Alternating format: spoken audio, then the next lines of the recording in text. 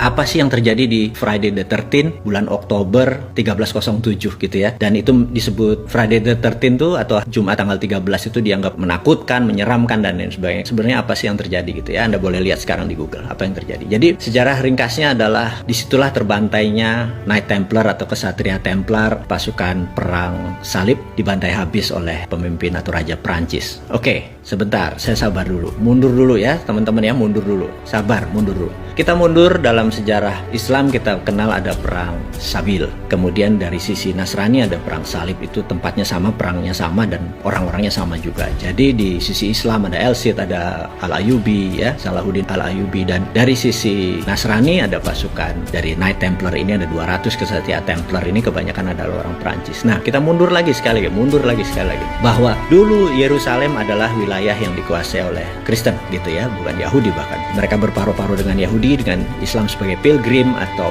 peziarah, juga peziarah Kristen. Nah, pada saat mereka berziarah itu sering dalam perjalanan Eropa ke Yerusalem sering terjadi perampokan dan lain sebagainya. Sehingga Knight Templar ini di awal-awalnya adalah melindungi para pilgrim tersebut untuk sampai dengan selamat ke Yerusalem dan kembali lagi ke negara masing-masing. Nah, singkat cerita, harta-harta mereka ini ternyata oleh Knight Templar daripada dibawa dan beresiko, akhirnya disinilah tercipta yang namanya euro billiet atau cek pertama kali ada di dunia. Jadi kalau mereka bawa uang, misalnya kita kasih contoh pakai mata uang sekarang 1 juta rupiah gitu ya, cukup di kertas ditulis 1 juta, nanti ketemu Knight Templar penguasa di Yerusalem, 1 juta itu dicairkan gitu ya. Ini adalah transaksi keuangan awal-awal dulu gitu ya, dan pemegangnya, pengontrolnya adalah Knight Templar. Nah, ada 200 kesatria dan kebanyakan adalah orang Perancis. Jadi mereka adalah jago-jago perang di zamannya perang salib dan perang Sabil itu hampir nggak ada yang mati dari Templar. Memang jago sekali mereka bertempur atau berperang. Nah,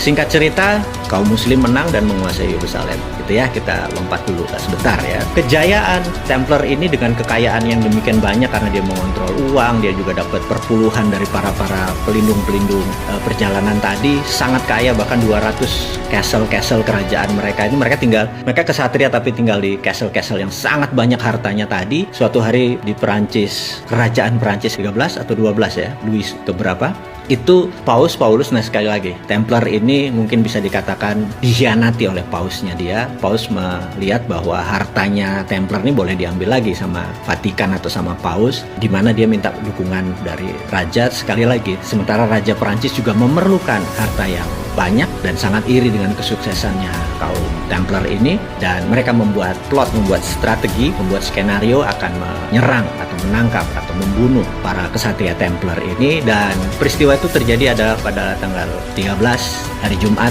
Oktober 1307. 40% Templar mati, habis semua mereka. To our surprise, alias yang mengejutkan adalah tidak ada 1 sen pun atau tercecer atau emas atau barang-barang berharga yang mereka bisa ambil dari castle atau istana-istana para Templar tersebut. Dan ini sangat mengejutkan. Ternyata mereka berhasil menghilangkan atau membawa lari ataupun bagaimana, dan benda nilainya luar biasa besar. Kita lompat ceritanya, cerita Templar selesai. Templar toto tidak ada di permukaan, dan di abad itu adalah abad 14 ya, 13 sekian. Di abad 15 ada yang menarik.